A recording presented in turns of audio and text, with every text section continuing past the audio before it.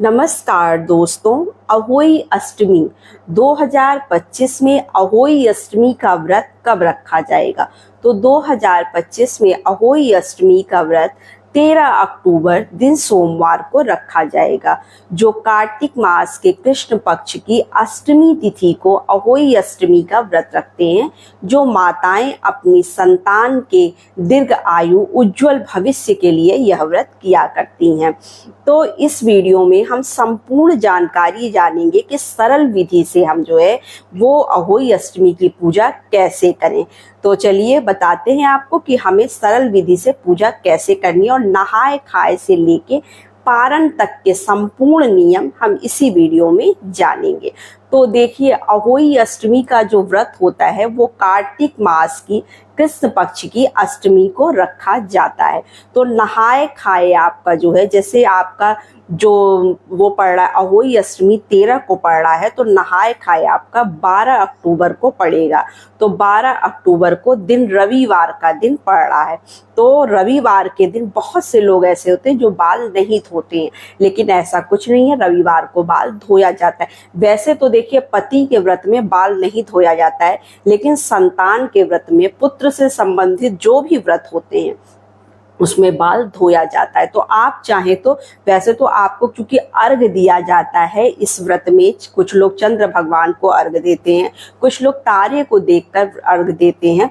तो जो जैसे देता है वैसे ही अर्घ दे, सब लोग अपने अपने तरीके से करते हैं। तो देखिए, आप उस दिन भी बाल धो सकते हैं। जैसे मान लीजिए सोमवार का दिन है, तो आप सोमवार के दिन भी बाल धो सकते हैं। लेकिन प्रश्न ये आ जाता है कि सोमवार को भोलेनाथ का दिन होता है, तो उस दिन बहुत से लोग बाल धोना अवॉइड करते हैं, नहीं धोना चाहिए, क्योंकि जो है सोमवार का दिन जो है भोलेनाथ का होता है। तो कहते हैं जितने दीपक हम जलाते हैं, अगर हम बाल उस दिन धोते हैं तो उतने दीपक बुझ जाते हैं। लेकिन अगर कोई त्यौहार है तो आप बाल धुल सकते हैं। अब हम खाएंगे क्या, मतलब जो है आपको क्या खा के व्रत करना है। तो देखिए, एक दिन पहले जब हम नहाए खाए करते हैं, तो उस दिन जब हम कोई भी व्रत करते हैं तो सात्विक भोजन जो है हमको करना चाहिए। तो आप सात्विक भोजन करके दूसरे दिन व्रत करेंगे। यह व्रत निर्जला व्रत होता है, इसका पारण हमको शाम को करना होता है। जैसे हम करवा चौथ का व्रत करते हैं, पूरे दिन का उपवास रखते हैं निराजल, और शाम को चंद्र देवता को अर्घ देने के बाद व्रत खोलते हैं, उसी तरह से ये अहोई अष्टमी का व्रत भी होता है। पूरे दिन उपवास किया जाता है और शाम को चंद्र देवता या तारे जिसको देखकर आप अर्घ देते हैं तब आप व्रत खोलते हैं। तो अब इस व्रत को हम करेंगे कैसे। देखिए, जो पारंपरिक तरीका इस व्रत का है, तो लोग पहले जो है गांव में दीवार पर गोबर से लीप कर और उसी पर अहोई माता का चित्र बनाकर या और भी चीजें करवा वगैरह बनाकर पूजा करते थे। अब अहोई अष्टमी के व्रत की जो है आपको कैलेंडर या तस्वीर मिल जाती है मार्केट में, तो लोग उसी को लगाकर पूजा कर लेते हैं। अगर आप गोबर से लीप के पूजा करना चाहते हैं तो आप उस तरह से भी कर सकते हैं। और बहुत लोगों के यहाँ 8 थापे लगाए जाते हैं, ऐपन बना लिया जाता है, उसका चावल और हल्दी मिलाकर ऐपन बनाकर हाथों के छापे लगाए जाते हैं, मतलब 8 छापे लगाए जाते हैं। क्योंकि इस पूजा में अष्टमी तिथि को पड़ती है, तो इस पूजा में 8 का विशेष महत्व होता है। जो भी चीज हम चढ़ाते हैं या जो कुछ भी हम इस पूजा में करते हैं, 8 की संख्या में करते हैं। तो 8 छापे लगाए जाते हैं, 8 जगह सिंदूर लगाया जाता है। अब अगर आप फोटो से पूजा कर रहे हैं तो आप फोटो पर पूजा करेंगे। उसके बाद हमें क्या करना होता है, देखिए छापे लगा लेते हैं। जो करवा हम उसमें पूजा करते हैं करवा चौथ में, उसी पूजा से अहोई अष्टमी में भी पूजा किया जाता है।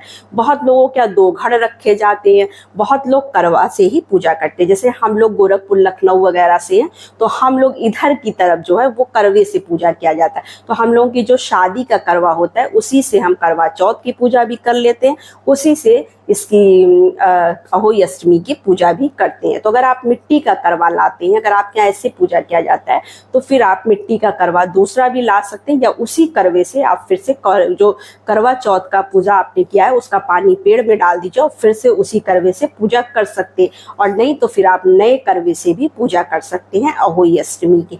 तो इस तरह से मौली वगैरह बांध कर उस पर बड़े ही प्रेम पूर्वक जो है हम इस पूजा को करते हैं। अपने बच्चे के दीर्घ आयु उज्जवल भविष्य के लिए यह पूजा की जाती है। वहीं पर हम धूप दीप जलाकर पूजा कर लेते हैं। और प्रसाद में क्या बनाया जाता है, देखिए प्रसाद में आप पूड़ी बना सकते हैं, गुलगुले, पूड़ी और गुलगुले का भोग लगाया जाता है, जो 8 की संख्या में लगाया जाता है। 4 पूड़ी और 4 गुलगुले, या तो फिर 8 पूड़ी 8 गुलगुले इस तरह से लगाए जाते हैं। इसमें करवा फेरा नहीं जाता है, करवे पे रखकर पूजा की जाती है, करवा फेरा नहीं जाता है। और फिर उसी करवे से जब अगर आप चांद को अर्घ देते हैं तो आप चांद को अर्घ दीजिएगा, और अगर आप तारे को देख के अर्घ देते हैं तो तारे 7 बजे आकाश में निकल जाते, तो आप उसी समय जो है वो अर्घ देकर पूजा कर लेंगे। फूलों का आसन देकर आप करवा रखकर पूजा करते हैं। हर जगह पर अलग अलग तरीके से, हर राज्यों में अलग अलग तरीके से किया जाता है, बस थोड़ा सा इधर उधर रहता है, बाकी पूजा उसी तरह से की जाती है। वहीं पर जब हम तारे को अर्घ देते हैं तो उसी करवे से अर्घ दिया जाता है। हम लोग क्या उसी करवे से अर्घ हम लोग देते हैं, उठा के ले जाते हैं, उसी करवे से अर्घ देते हैं। और करवे में सीख भी लगाई जाती है। सीख देखिए, जब हम करवा चौथ को लगाते हैं तो 4 सीख लगाते हैं, क्योंकि वो चौथ रहता है। और जब हम अहोई अष्टमी की पूजा करते हैं तो अष्टमी होती है, तो उस करवे के अंदर हमें 8 सीख लगाने होते हैं। 8 सीख लगाकर हम करवे से अर्घ देते हैं। उसके बाद जो है सिंदूर वगैरह चढ़ाकर, बच्चे को आप टीका वगैरह लगाकर पूजा अच्छे से करने के बाद जो है आप पारण देखिए, पारण में जो है जैसे करवा चौथ में हम लोग सब चीज़ें खा लेते हैं, सब्जी वगैरह सब खाते हैं, लेकिन इस पूजा में मीठा खाया जाता है। जैसे आपने जो पूड़ी गुलगुले वगैरह बनाए बस वही आप खा सकते हैं, पारण उसी से किया जाता है। लेकिन करवा चौथ में सब्जी वगैरह सब कुछ खा लेते हैं, लेकिन इसमें सब्जी मतलब नमक नहीं खाया जाता है, सिर्फ मीठे से जो है हम पारण करते हैं। तो इस तरह से अहोई अष्टमी का व्रत किया जाता है, पूजा किया जाता है, और अहोई अष्टमी की कहानी सुनी जाती है। तो अहोई अष्टमी की कहानी के लिए मैं आपको नया वीडियो दूंगी और भी बताऊंगी कि कहाँ पर किस तरह से पूजा की जाती है। तो इसी तरह की वीडियो के लिए हमारे चैनल पर बने रहिए व्रत त्योहार से संबंधित। तो नमस्ते फ्रेंड्स, ओम नमः शिवाय।